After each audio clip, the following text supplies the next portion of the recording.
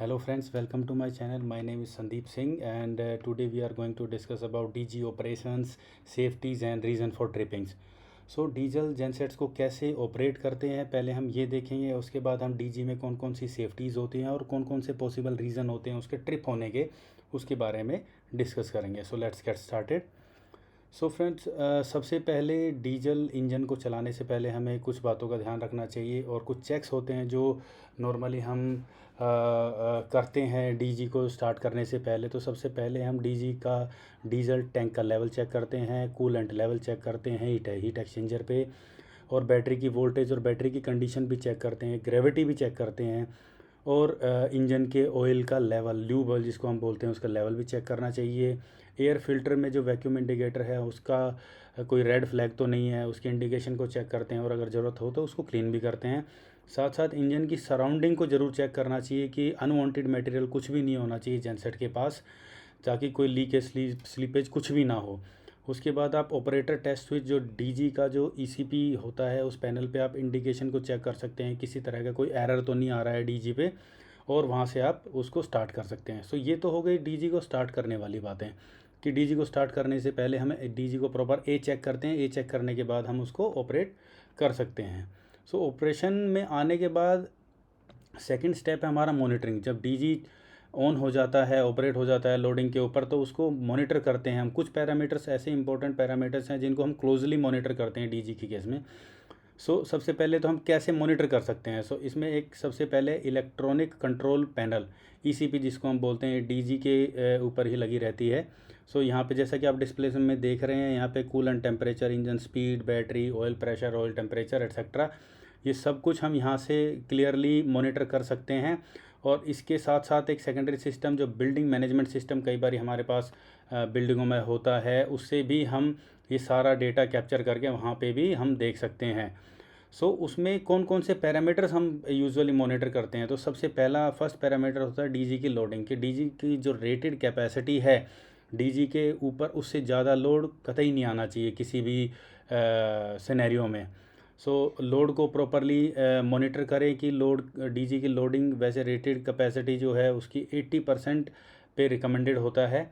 और DG loading के बाद जो सेकंड इम्पोर्टेंट है वो है डीजी की हीटिंग। इसका मतलब कूलेंट जो कूलिंग टेम्परेचर है, जो कूलेंट का टेम्परेचर है, जो ईसीपी पे यहाँ पे आप देख रहे हैं 60 डिग्री शो कर रहा है। It should be less than, ये 90 डिग्री से कम होना चाहिए। 90 डिग्री पे यूजुअली अलार्म सेटअप होता है, अलार्म आ जाता है डीजी में, तो ये 90 डिग्री से नीचे होना चाहिए। तो हम इसकी मॉनिटरिंग करते हैं, और इसकी मॉनिटरिंग जो है 90 डिग्री से पे अलार्म सेट होता है, और 95 पे इसकी ट्रिपिंग भी एक्टिवेट हो जाती है। उसके बाद है lube oil pressure. Lube oil pressure को भी हम मॉनिटर करते हैं। लूब ऑयल प्रेशर जो है वो 2.5 kg से 7 kg के बीच में नॉर्मल ऑपरेटिंग प्रेशर होता है लूब ऑयल का किसी भी जेनसेट में। उसको भी हम कंटिन्यूसली मॉनिटर करते हैं। उसके बाद है जो कूलेंट का टेम्परेचर है, अगेन वो भी सेकेंडरी सिस्टम पे हमारे डिपेंड करता है। चाहे वो रेडिएटर बेस्ड अगर इंजन है तो रेडिएटर फ़ैन ठीक से चलना चाहिए। अगर वो कूलिंग टावर बेस्ड अगर सिस्टम है हमारा, तो उसके हीट एक्सचेंजर और कूलिंग टावर के फ़ैन, कूलिंग टावर का वाटर सर्कुलेशन प्रॉपर होना चाहिए। These are the basic things which are to be monitored. सबसे बेसिक चीज़ें हैं जो मॉनिटर करना चाहिए हमें डीजी ऑपरेशंस के समय पे। तो दोस्तों, अब इससे आगे हम डिस्कस करेंगे डीजी में कौन कौन सी ट्रिपिंग आती है, कौन कौन सी सेफ्टी होती हैं। सबसे पहले तो सेफ्टी, यहाँ पे हमें रटने की ज़रूरत नहीं है कि डीजी में कौन कौन सी सेफ्टी होती है। हमें ये समझना ज़रूरी है कि डीजी क्यों ट्रिप करता है। तो सबसे पहले हाई वाटर टेम्परेचर, अगर डीजी गर्म हो जाएगा, अगर उसको प्रॉपर कूलिंग नहीं मिली तो वो ज़रूर ट्रिप हो जाएगा। तो वो उसके लिए जो सेफ्टी है वो हाई वाटर टेम्परेचर है, उसको हम हाई वाटर टेम्परेचर सेफ्टी बोलते हैं। और ये सेफ्टी जो है, जब अलार्म अगर हाई वाटर टेम्परेचर का रेज होगा तो उसके पीछे कुछ कारण भी होंगे कि किस वजह से डीजी ट्रिप हो सकता है। तो ऑब्वियसली अगर हाई वाटर टेम्परेचर का रेज हुआ अलार्म, तो इसका मतलब कूलिंग आपकी पुअर है हीट एक्सचेंजर में।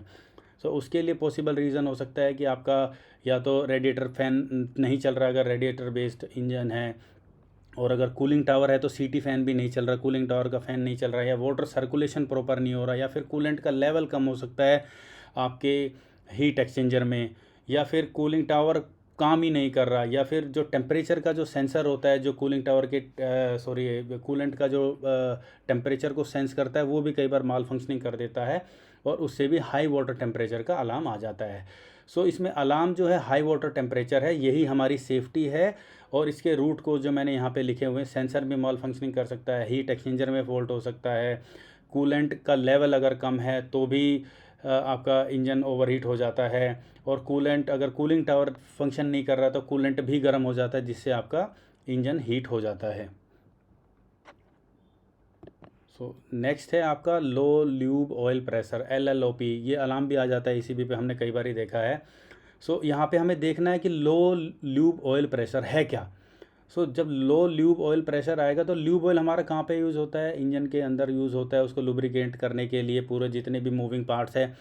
अगर वहाँ पे प्रेशर लो हो जाएगा ऑयल का तो नेचुरली वो सेफ्टी उसको ट्रिप कर देगी, क्योंकि इंजन में डैमेज हो जाएगा। अगर वो ड्राई कंडीशन में अगर DG थोड़ी देर तक भी चला तो उसमें पिस्टन और हेड्स में सब में फ्रिक्शन ज़्यादा बन जाएगा और उससे डैमेज हो सकता है इंजन। तो उसके रीज़न क्या क्या हो सकते हैं लो ल्यूब ऑयल प्रेशर के। सबसे पहला रीज़न है कि लूब ऑयल ही कम है, low level of lube oil. और दूसरा रीज़न हो सकता है कि poor priming of lube oil, lube oil तो है बट उसकी प्राइमिंग प्रॉपर नहीं हो रही है, आपका प्राइमिंग पंप नहीं चल रहा। उसके बाद तीसरा रीज़न हो सकता है कि ल्यूब ऑयल भी है, प्राइमिंग पंप भी चल रहा है ढंग से, बट उसका ऑयल फिल्टर चौक हो रखा है। जो ल्यूब ऑयल फिल्टर जो फिल्ट्रेशन सिस्टम होता है वो पूरी तरह से चौकड है, तो उससे भी हमारा लो ल्यूब ऑयल प्रेशर का अलार्म रेज हो सकता है। उसके बाद है ऑयल कूलर डर्टी। कई जेनसेट्स में हमने देखा है कि ऑयल कूलर भी लगा रहता है बड़े जेनसेट्स में, जो ल्यूब ऑयल को ठंडा करता है। तो अगर वो कूलर डर्टी है, वहाँ पे हीट एक्सचेंज नहीं हो पा रही है, तो जो लो ल्यूब ऑयल जो ल्यूब ऑयल है उसका टेम्परेचर राइज़ हो जाता है, और राइज़ होने से वहाँ पे दोबारा से लो ल्यूब ऑयल प्रेशर का ये ट्रिपिंग भी हो जाती है और अलार्म भी रेज हो जाता है।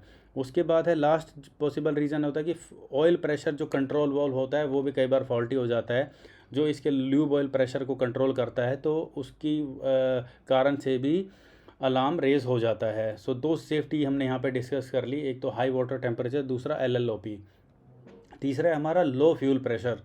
सो ये तो बड़ी ऑब्वियस ही चीज़ें हैं कि अगर DG में तेल होगा ही नहीं तो चलेगा ही नहीं। सो सबसे पहला जो इसमें पॉसिबल रीज़न होता है कि आपके फ्यूल फिल्टर चोक हो गए हैं। अगर फ्यूल फिल्टर चोक हो गए हैं तो DG में सप्लाई जो है फ्यूल की वो रुक रुक के आएगी, या इंटरमिनेंट जो सप्लाई होती है उसको बोलते हैं हम। सो रुक रुक के आएगी तो उसमें लो प्रेशर डेवलप होगा और उससे ट्रिपिंग रेज हो जाएगी। सेकंड है हमारा फ्यूल फिल्टर चोक्ड, जो हमने देख लिया। उसके बाद है fuel inlet valve throttle problem. Fuel का जो इनलेट वाल्व थ्रोटल होता है कई बार वो भी माल फंक्शनिंग कर देता है, उसकी वजह से भी हमारा फ्यूल प्रेशर लो हो जाता है और ट्रिप कर जाता है। उसके बाद है फ्यूल सप्लाई पंप। जैसा कि आप मेरी लास्ट वीडियो में भी आपने देखा होगा, और यहाँ पे मैं दिखा रहा हूँ, अभी कर्सर मेरा है यहाँ पे फ्यूल पंप लगा हुआ है और एक्चुएटर लगा हुआ है। सो ये पूरा जो मैकेनिज़्म है कई बार मॉल फंक्शनिंग कर देता है, जिसकी वजह से आपकी फ्यूल की सप्लाई बहुत कम हो जाती है और उससे आपका प्रेशर डाउन हो जाता है और ट्रिपिंग आ जाती है। सो हमारी 3 सेफ्टी हमने डिस्कस कर लिया। यहाँ पे हमारा जो नेक्स्ट सेफ्टी है और ट्रिपिंग है वो है over speed. So over speed generally DG एक रेटेड RPM पे अपना ऑपरेट होता है। 1500 RPM पे जनरली DG ऑपरेट होता है। सो उसमें टॉलरेंस 1% की होती है। 1500 में 1% कम या ज़्यादा अगर हुआ तो ओवर स्पीडिंग की वजह से वो ट्रिप कर जाएगा। सो ये इसके पॉसिबल रीज़न होते हैं सडन लोड। अगर DG आपका रेटेड कैपेसिटी का और उस पर एकदम से सडन लोड आएगा तो गवर्नर जो है फ्यूल की सप्लाई को ज़्यादा एकदम से इंक्रीज़ करेगा और उसकी वजह से आपका ओवर स्पीडिंग बढ़ेगी और DG ट्रिप हो जाएगा। दूसरा केस है गवर्नर फेलियर। गवर्नर फेलियर जो DG की जो फ्यूल की कंट्रोलिंग को जो सेंस करके कंट्रोल करता है according to the load variation, तो अगर गवर्नर ही फेलियर हो जाता है तो उस केस में भी हमारी DG में ओवर स्पीडिंग की ट्रबल आ जाती है।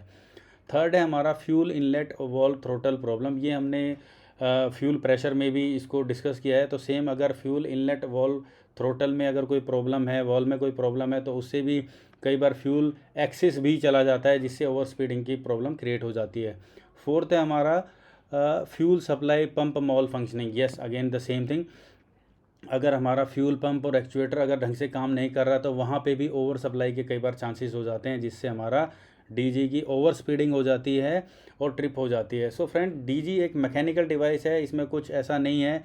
ये सिर्फ 2-3 फैक्टर पे डिपेंड करता है।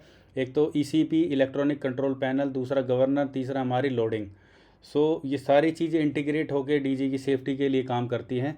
सो आई होप आपको ये वीडियो अच्छी लगी होगी, और अगर अच्छी लगी हो तो प्लीज़ शेयर करें, सब्सक्राइब करें। Thank you so much for your encouragement.